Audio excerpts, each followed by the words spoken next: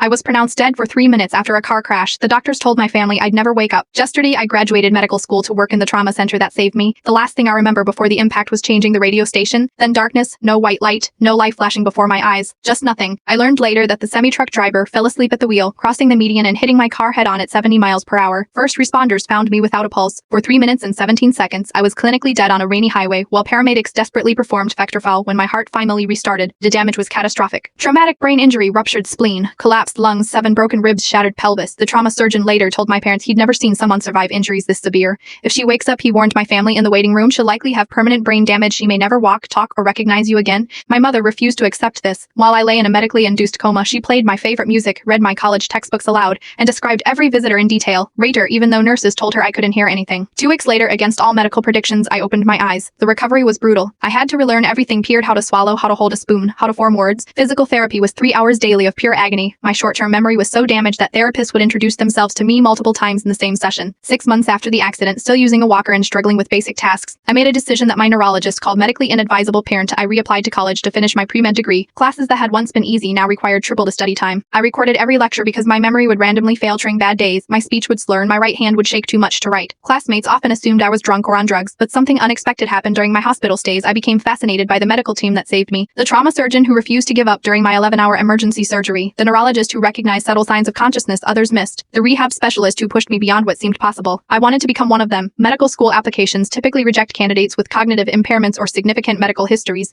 I was rejected 17 times. On my 18th application, I included brain scans showing my remarkable recovery, and a letter from the trauma surgeon who saved me. Medical school with a traumatic brain injury was like climbing Everest with one leg. I developed systems for everything: color-coded notes, memory techniques, extra practice hours. When my hand tremors made surgical simulations impossible, I'd practice at night until my fingers steadied. During my clinical rotations, patients often connected with me differently than with other medical students. When a car crash victim panicked before surgery, I showed him my scars and told him mine. When a stroke patient grew frustrated with therapy, I shared videos of myself relearning to walk yesterday. I stood on stage as they placed a doctoral hood over my shoulders. In the audience sat my family, my rehabilitation team, and the trauma surgeon who once told my parents I might never wake up. Next month, I begin my residency at the same trauma center that saved my life. The human brain and body are capable of extraordinary healing that science can't always predict. Sometimes the patients who shouldn't make it not only survive but thrive. Sometimes they even come back as colleagues. Some people see medical miracles as statistical anomalies, others see them as proof of what's possible. I know which perspective saves lives.